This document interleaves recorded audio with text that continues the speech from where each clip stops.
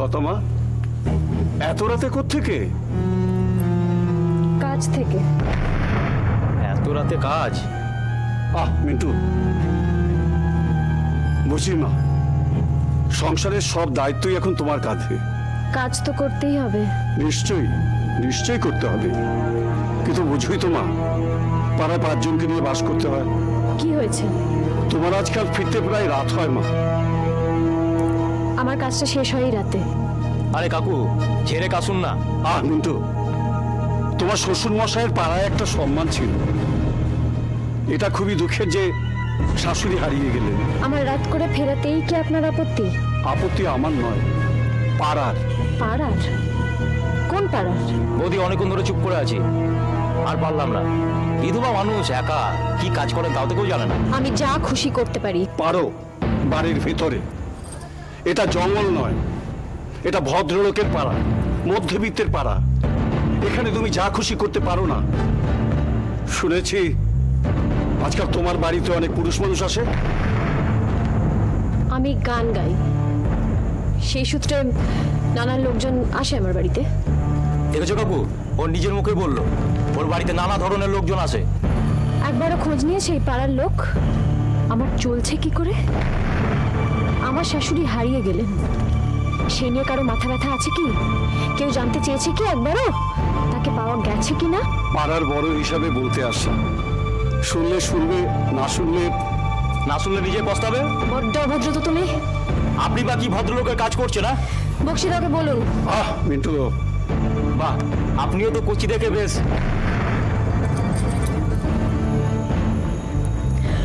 আমার মেয়েটা অসুস্থ, আমি চলি। একদিন ধরে এমন দেবো না। মিন্টু,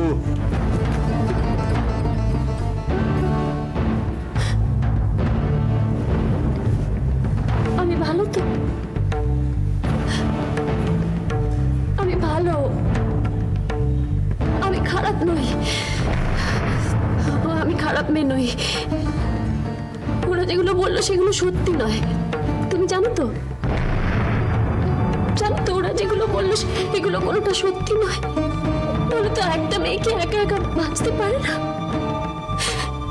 আমি তো চেষ্টা করছি। তুমি আমার পাশে আছো তো?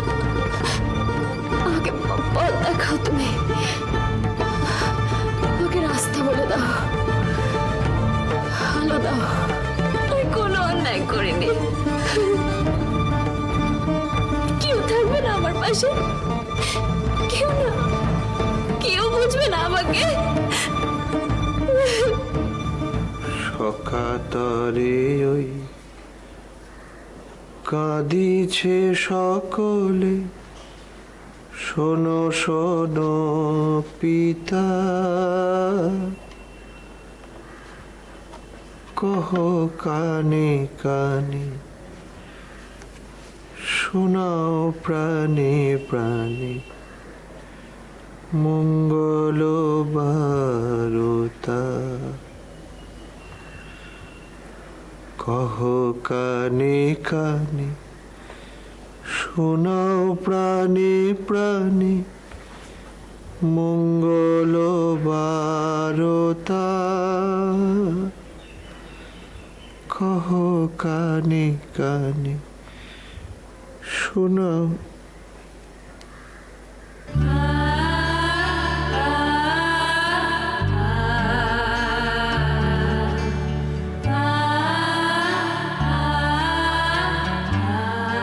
দাদা, কফি। কোথায়? ঘরে টিভি দেখছেন, ডাকবো? না থাক, তুই যা। আপনার দিকে যা তাকানো যাচ্ছে না দাদাবাবু, কি যে সব হচ্ছে।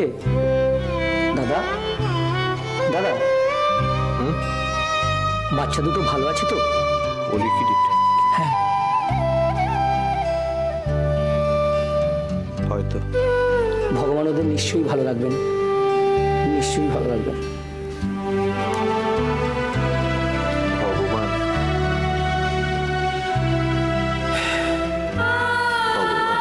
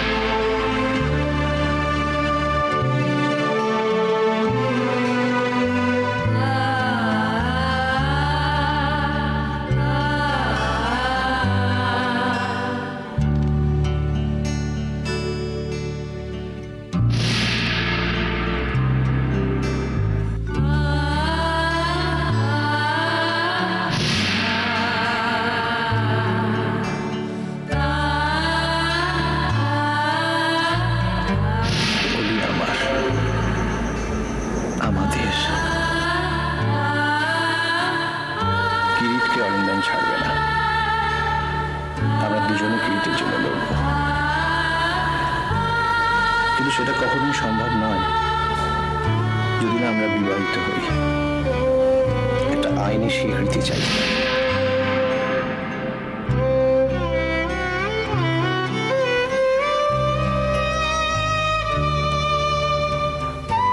পারছি না মালা,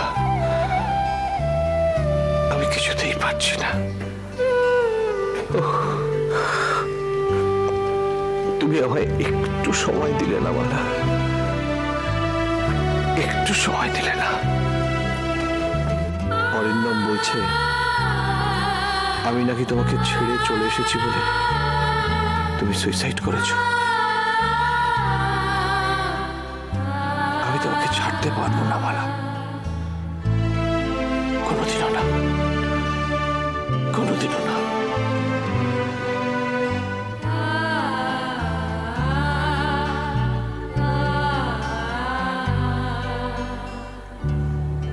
ওলি কিরিট ভালো আছে তো? ভালো আছে?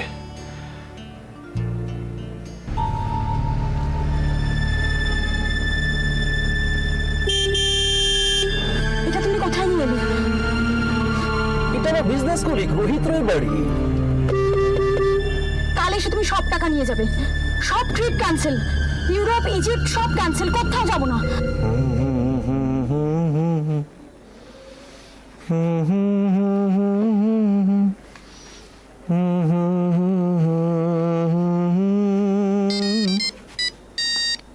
বাহ, এখন আবার কে ফোন করলো? হ্যালো, হ্যাঁ বলছি। হ্যাঁ গুপ্তাজি, হ্যাঁ বলুন। আচ্ছা আমি আপনাকে পরে ফোন করছি। হ্যাঁ কাল সকালে ফোন করে নেবো। ঠিক আছে। এত রাতে এমন বিশ্রীভাবে কে হর্ন বাজাচ্ছে? আমি আমার টাইম নিজে পছন্দ করি, কেউ আমাকে জোর করে না সেই ব্যাপারে। কে কে এরকম হর্ন দিচ্ছে? না, তুমি কোথাও যাবে না, তুমি কোথাও যাবে না, এক্ষুনি তুমি চলো, তুমি এক্ষুনি চলো এখান থেকে, এক্ষুনি চলো তুমি এখান থেকে।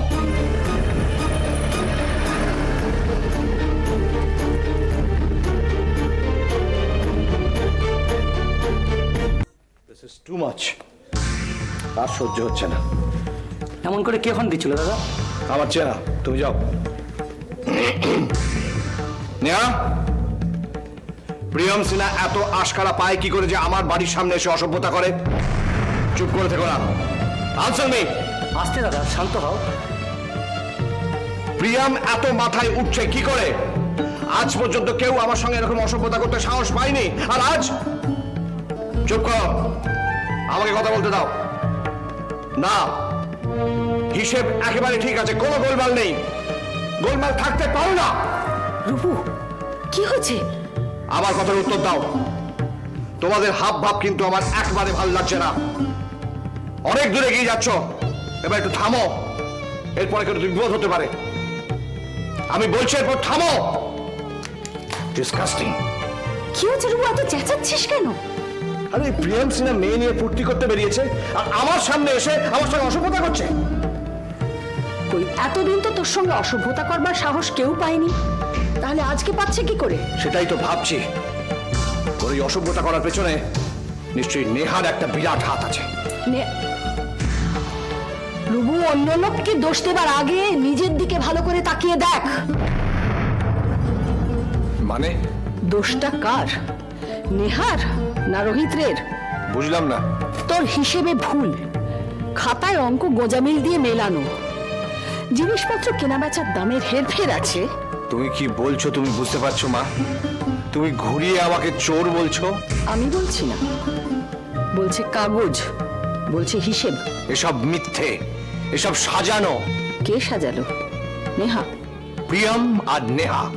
এত বছর নেহা কিছু করলো না, আজ তার হঠাৎ কি হলো যে তোর বিরুদ্ধে কাগজ সাজাবে? তাই ঘটছে মা। ঘটছে অন্য কিছু। কি? রোহিত রে আর ব্যবসা দেখে না, রোহিতরা এখন মালার বিরহে কাতর।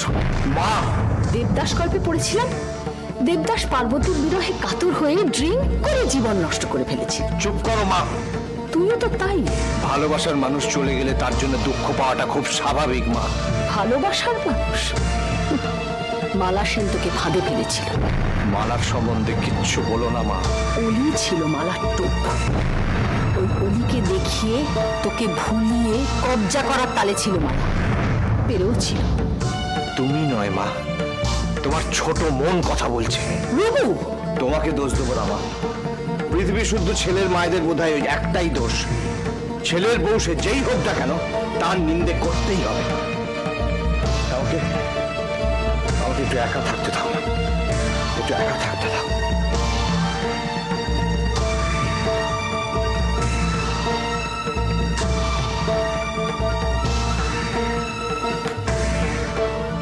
রঘুটা পাগল হয়ে গেছে।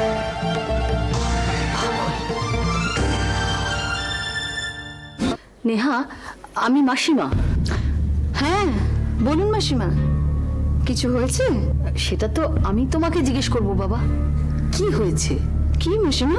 হিসেবের কি ভুল হয়েছে? এটা কি সত্যি? মানে আমাকে বলতে হেজিটেট করো না, সত্যি কথা বলো নেহা। মাসি মা বলে যখন ডেকেছি তখন মিথ্যেটা কি করে বলি বলুন তো? কি হয়েছে? রুবু কি সত্যি টাকা পয়সা নিয়ে গোলমাল করেছে? চুপ করে থেকো না, বলো আমাকে। হ্যাঁ মাসিমা। ও গড, স্যারকে আমি দোষ দিই না মাসিমা। ওই মালা সেন মহিলাটি খুব খারাপ ছিল। আমি জানতাম, আমি জানতাম। হ্যাঁ, অরিন্দম সেন তো টাকা পয়সা কিছু দিত না। ছেলের খরচ, মেয়ের খরচ এসব আসতো কোথা থেকে? রুবু দিত। হ্যাঁ, কতবার তো স্যার আমার কাছ থেকে বিজনেসের নাম করে টাকা নিয়ে গেছেন, নিয়ে মালা সেনকে দিয়েছেন। কার সঙ্গে কথা বলছো মা? প্রথমে মৈত্রী দি, তারপর মালা সেন। স্যার ব্যবসাটাকে একবারে নষ্ট করে দিল মাসিমা। স্যারের বাবার স্বপ্ন আর কিচ্ছু রইল না। মা ঠিক আছে, আমি এখন রাখছি।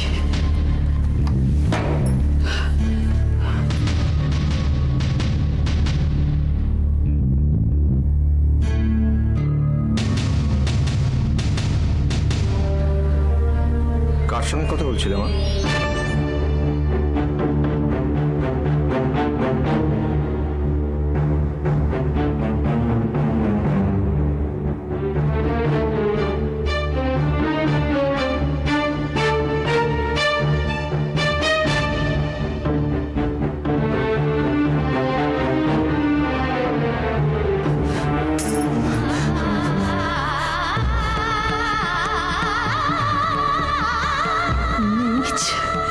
ছোট লোক। মা তোর বাবার এতদিনের স্বপ্ন, এতদিনের কষ্ট সব ভুলে গেলি। ব্যবসাটাকে একটা টাকা তোলার মেশিন বানিয়ে দিলি। ফোনে কে ছিল? নেহা।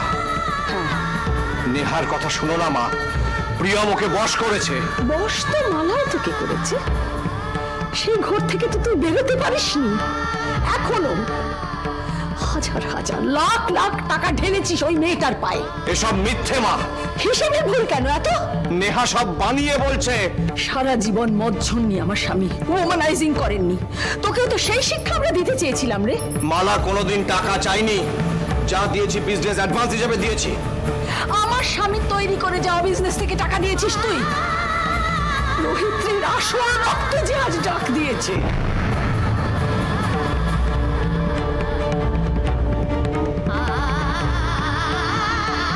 হিসেবে আজ ভুল। একটার পর একটা মেয়ের জীবন নিয়ে খেলা। প্রথমে মৈত্রী, তারপরে মালা। জমিদার বংশের বদ রক্ত যে একদিন নেচে উঠবেই সেটা আমার বোঝা উচিত ছিল। যেমনি লম্পট বাপ শঙ্কর চৌধুরী, তেমনি তার ছেলে রোহিত।